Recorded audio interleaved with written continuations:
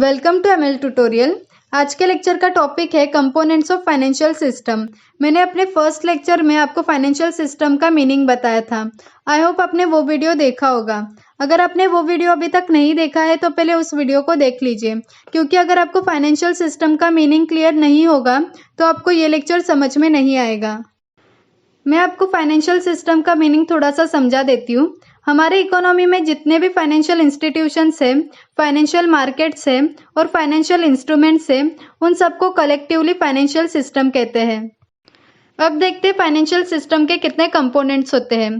Financial system के 4 components होते हैं: financial market, financial institutions, financial instruments और फाइनेंशियल सर्विस।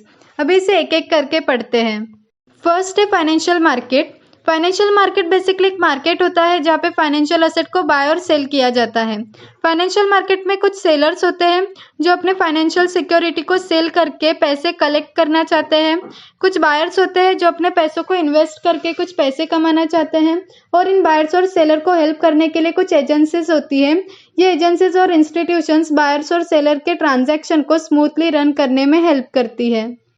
इन मार्केट्स में financial asset like bonds, debenture, shares, government security, इन सबको बाय और सेल किया जाता है। फाइनेंशियल मार्केट के बहुत सारे टाइप्स हैं, जैसे कि money market, capital market, primary market, secondary market etcetera. इन सभी टाइप्स को मैंने मेरे लास्ट वीडियो में एक्सप्लेन किया है। अगर आप चाहो तो आप उस वीडियो को देख सकते हो। वीडियो की लिंक आपको डिस्क्रिप्शन बॉक्स में मिल जाएगी। नेक्स्ट है financial institution.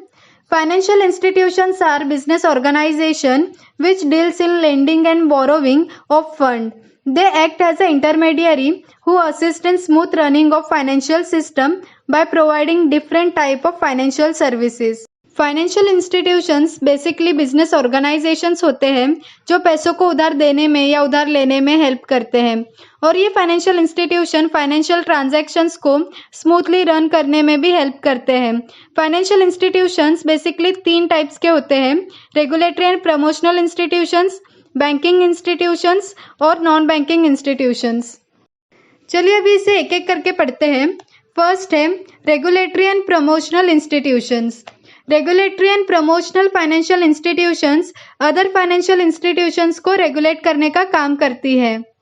Ministry of finance, company law board, RBI, SEBI, IRDA, ये रेगुलेटरी फाइनेंशियल इंस्टीट्यूशंस के कुछ एग्जाम्पल्स हैं। आरबीआई और सेबी ये हमारे देश के मेन रेगुलेटरी फाइनेंशियल इंस्टीट्यूशंस हैं। ये 2 रेगुलेटरी एंड प्रमोशनल इंस्टीट्यूशंस पूरे फाइनेंशियल सिस्टम को कंट्रोल करती है। नेक्स्ट है बैंकिंग इंस्टीट्यूशंस। जैसे कि आप जानते हो हमारे देश में अलग अलग प्रकार के बैंक्स हैं। बैंक का मेन काम होता है पैसों को सर्कुलेट करना। बैंक पब्लिक से उनके सेविंग्स को कलेक्ट करती है और ज़रूरतमंदों को लोन देती है। इस काम के अलावा बैंक और भी बहुत सारे काम करती है। बैंक्स के ऊपर मैं अलग एक लेक्चर बनाने वाली हूँ। उस लेक्चर में बैंक के बारे में हम लोग डिटेल में डिस्कशन करेंगे। नेक्स्ट है non banking financial institution. Non banking financial institution ऐसे फाइनेंशियल इंस्टीट्यूशंस होते हैं जो फाइनेंस से रिलेटेड काम तो करते हैं लेकिन बैंकिंग सर्विस प्रोवाइड नहीं करते। फॉर एग्जांपल एलआईसी और जीआईसी। ये नॉन फाइनेंशियल इंस्टीट्यूशंस पब्लिक से इंश्योरेंस प्रीमियम कलेक्ट करते हैं और कलेक्ट किए गए पैसों को कहीं पे इन्वेस्ट करते हैं। अपने कस्टमर से प्रीमियम कलेक्ट करना और उनको पॉलिसी इशू करना, सिर्फ इतना ही काम इन इंस्टीट्यूशंस का होता है। इसके अलावा कोई भी सर्विस ये इंस्टीट्यूशंस प्रोवाइड नहीं करते। नेक्स्ट है financial instruments. Financial instruments basically financial market में बाय और सेल होने वाले गुड्स होते हैं। फाइनेंशियल इंस्ट्रूमेंट्स एक्चुअली एक क्लेम होता है जिसके अगेंस्ट पैसों की लेन देन होती है। फाइनेंशियल इंस्ट्रूमेंट्स अलग अलग टाइप्स के होते हैं। कुछ लॉन्ग टर्म होते हैं तो कुछ शॉर्ट टर्म होते हैं। जो भी फाइनेंशियल इंस्ट्रूमेंट्स 1 या 1 साल से कम समय के लिए बाय और सेल की जाती है उसे शॉर्ट टर्म इंस्ट्रूमेंट्स कहते हैं। और जो भी फाइनेंशियल इंस्ट्रूमेंट्स 1 साल से ज़्यादा समय के लिए बाय और सेल की जाती है उसे लॉन्ग टर्म फाइनेंशियल इंस्ट्रूमेंट्स कहते हैं। जिस मार्केट में शॉर्ट टर्म फाइनेंशियल इंस्ट्रूमेंट की ट्रेडिंग होती है उस मार्केट को मनी मार्केट कहते हैं। और जिस मार्केट में लॉन्ग टर्म फाइनेंशियल इंस्ट्रूमेंट की ट्रेडिंग होती है उसे कैपिटल मार्केट कहते हैं। Shares, bonds, debentures, T bills, commercial paper, certificate of deposit, ये फाइनेंशियल इंस्ट्रूमेंट्स के कुछ एग्जाम्पल्स हैं। हमारा लास्ट पॉइंट है financial services. Financial services basically वो सर्विसेज होती है जो फाइनेंशियल इंस्टीट्यूशंस हमें प्रोवाइड करती है।